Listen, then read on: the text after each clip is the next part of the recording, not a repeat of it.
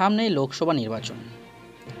বিজেপিকে ঠেকাতে বিজেপি বিরোধী দলগুলি মহাজোট গঠন করেছে। এই পরিস্থিতিতে বাংলায় তৃণমূল, কংগ্রেস ও সিপিএমের মধ্যে জোট নিয়ে প্রবল সংশয় দেখা গিয়েছে। এমতো অবস্থায় রাহুল গান্ধী অধীর রঞ্জন চৌধুরীকে মমতা বিরোধী কথাবার্তা না বলার জন্য ধমকালেন। নমস্কার প্রিয় দর্শক, আপনারা দেখছেন বিশ্ব খবর ইউটিউব চ্যানেল। ইন্ডিয়া জোটে অপরিহার্য তৃণমূল সুপ্রিমো মমতা বন্দ্যোপাধ্যায়। তাকে ছাড়া এ জোট এগিয়ে নিয়ে যাওয়া সম্ভব নয়। ঘরোয়া বৈঠকে এই মত প্রকাশ করেছেন কংগ্রেস সভাপতি মল্লিকার্জুন খাড়গে। এই পরিস্থিতিতে বাংলায় প্রদেশ কংগ্রেস সভাপতি অধীর রঞ্জন চৌধুরী যদি শাসক দলের বিরুদ্ধে ক্রমাগত আক্রমণ করেন তাহলে তার ফল ভালো হবে না। এই কারণে অধীরকে লম্পঝম্প বন্ধ করার নির্দেশ দিয়েছেন কংগ্রেস নেতা রাহুল গান্ধী।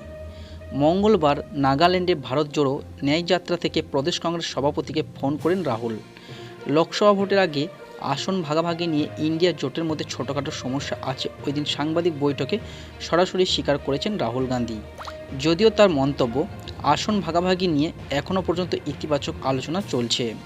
কংগ্রেস সূত্রে খবর, বাংলায় তৃণমূলের সঙ্গে আলোচনার ভিত্তিতে আসন ভাগাভাগির কাজ সুনিশ্চিত করতে প্রদেশ কংগ্রেস সভাপতি অধীর রঞ্জন চৌধুরীর সঙ্গে নিজেও কথা বলেছেন রাহুল গান্ধী। লোকসভা নির্বাচনের আগে বাংলায় শাসক দল ও রাজ্যের মুখ্যমন্ত্রী মমতা বন্দ্যোপাধ্যায়ের সম্পর্কে কোনোভাবে কোনো বিরূপ মন্তব্য যাতে অধীর না করেন সেই বিষয়ে স্পষ্ট নির্দেশ দিয়েছেন রাহুল গান্ধী।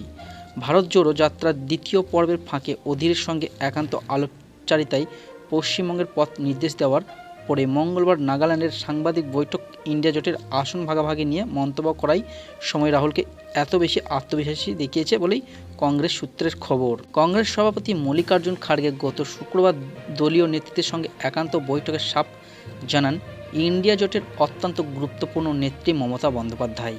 সেই বৈঠকেই খাড়গে সুস্পষ্ট আভাস দেন বিজেপি বিরোধিতায় তৃণমূল সভানেত্রীকে সঙ্গে নিয়েই পথ চলতে চায় কংগ্রেস এবং ইন্ডিয়া জোট। তো প্রিয় দর্শক, এই ছিল আজকের ভিডিও। এই ধরনের রাজনৈতিক খবর দেখার জন্য সাবস্ক্রাইব করুন আমাদের ইউটিউব চ্যানেল বিশ্ব খবর। ভালো থাকবেন, সুস্থ থাকবেন।